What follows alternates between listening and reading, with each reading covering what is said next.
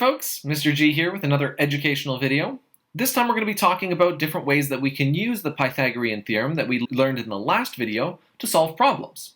Now, we did a little bit of that in the previous video where we were talking about how we might use it to help us build a bridge, but here we're going to look at some more applications and where this can be useful in other places. In our first example, Alice and Vanessa are building a slide from their house roof to their pool. They know the house is 3 meters tall and the distance from the house to the pool is 6 meters. What length of slide do they need to get to the nearest tenth of a meter? Now, if you'll remember, tenth of a meter, this is like 1 decimal place. Now, we don't have a picture here, but let's try and draw one. So here's our situation. We've got our house that's 3 meters tall here. So this distance is going to be 3 meters. And then we've got a distance of 6 meters between our house and the pool. And we want to draw our slide like this. Let's assume that this is going to be a straight slide. Now, this would make a right triangle. And we want to figure out how long this side is going to be. If you remember, the tip that I gave you when solving these types of Pythagoras questions is to always label your sides first. This long side across from our right angle, this is going to be our hypotenuse, C, and then these other two sides we can call A and B. It doesn't matter which one we call A or B, just pick one for each. Then we're going to plug this into our Pythagoras equation. So we get 6 squared plus 3 squared is equal to our hypotenuse squared. This would be 36 plus 9. So we get that our length here, squared, is going to be equal to 45, which is the same as saying that the square root of 45 is going to be equal to that side length. Now, 45 is not a perfect square, but we can plug it into our calculator, and if we do, we'll get an answer of 6.70820039, and it'll keep going on like that. But if we want to round to the nearest tenth, so 1 decimal place, it would just be 6.7. We're not rounding up because this is a 0. So that would be our answer for the number of meters that they'd have to make their slide. All right, here's our second question. We've got a line connecting 2 points here, and we want to find the length of this line. You'll notice this line is on a diagonal, which means it's not straight up or straight to the side. So we can't just count the number of spaces that it's moving because it's on an angle like this. Now you might be thinking, wait a minute, I don't see any right triangles. How are we supposed to use Pythagoras here? This is all about Pythagoras.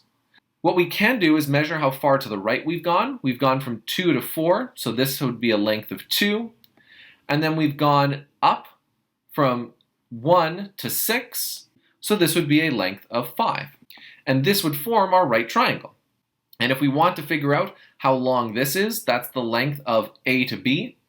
Again, we would be able to use our Pythagoras theorem. And let's, for this question, assume that all of our lengths are in centimeters, let's say. The first step is, again, we need to label all of our sides. Since the unknown side is across from our right angle, that gets labeled with the C, that's our hypotenuse. And then these other two sides would be A and B, doesn't matter which one's which. We have our formula, we plug in our numbers, square both of these, we add them together, and then to find out what number squared gives us 29, that's the same as taking the square root of 29, which we can plug into our calculator, and we would get 5.385168, which if we round to 1 decimal place, would give us 5.4, and in this case, centimeters. Our last example here, we're told about a telephone pole that has a 15-meter stabilizing wire connecting the top of the pole to a point on the ground 4 meters away from the pole.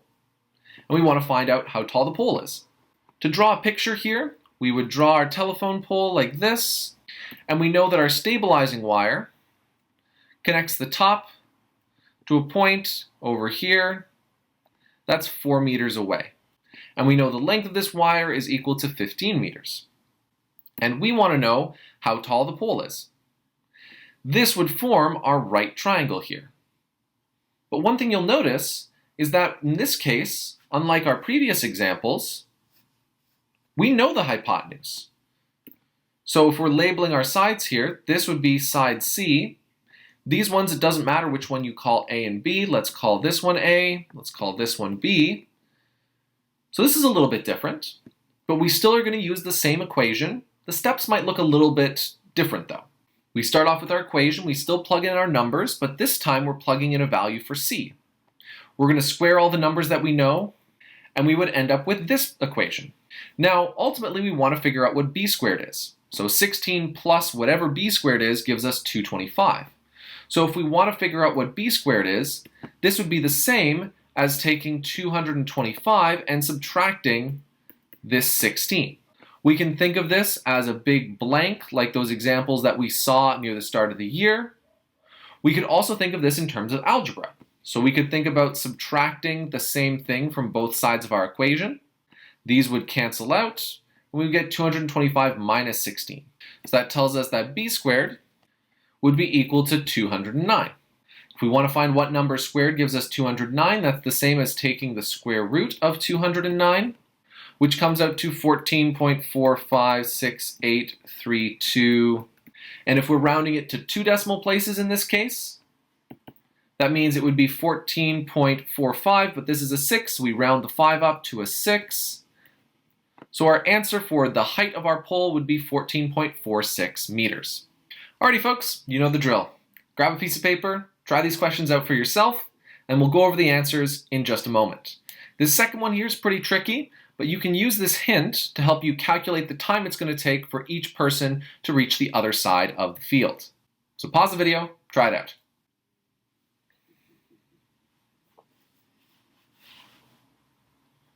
All done? All right, let's go over the answers. For our first one here, we're trying to find our missing side, and the first step for any of these problems is to always label your sides. This is right across from our right angle, so this is going to be C. These other two sides, it doesn't matter what you call them.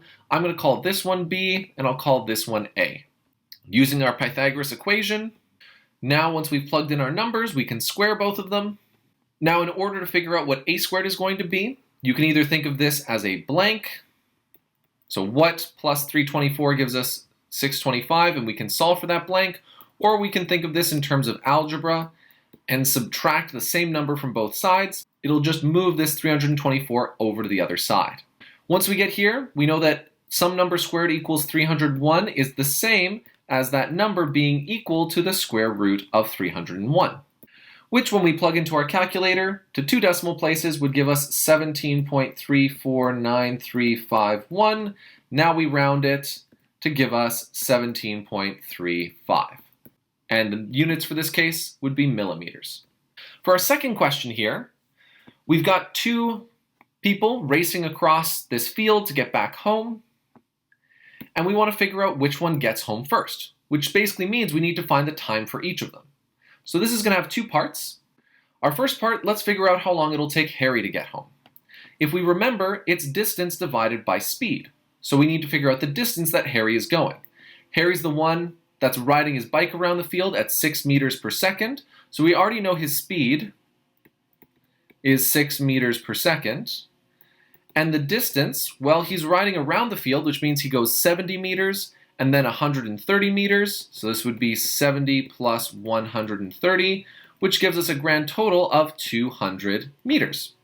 So we can figure out his time, which is equal to 200 divided by 6, which is equal to 33.33 seconds.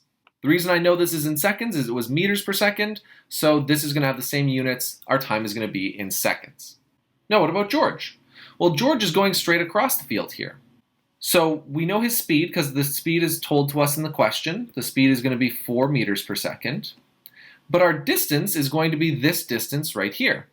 How would we figure that out? We're going to have to use Pythagoras. So in order to figure out our distance, we're going to label all of our sides. This can be A, this can be B, but this side has to be C. And our distance is going to be equal to that side, C, which we still need to figure out. So using Pythagoras, we get that A squared plus B squared equals C squared. Plug in our numbers, add them together, take the square root to figure out what C is going to be. And in this case, let's just keep all the decimal places that the calculator shows us. We don't want to run into any mistakes because we rounded our number. To finish off our question, we know that the time for George here is going to be his distance, 147.64823, divided by the speed that he goes, which is 4 meters per second, which would give us a time of 36.912057. So who got home first? Well, it's the person with the least amount of time, which tells us that Harry got home first. That's the end of our video here. Check out some of the homework problems, and I'll see you all in the next video.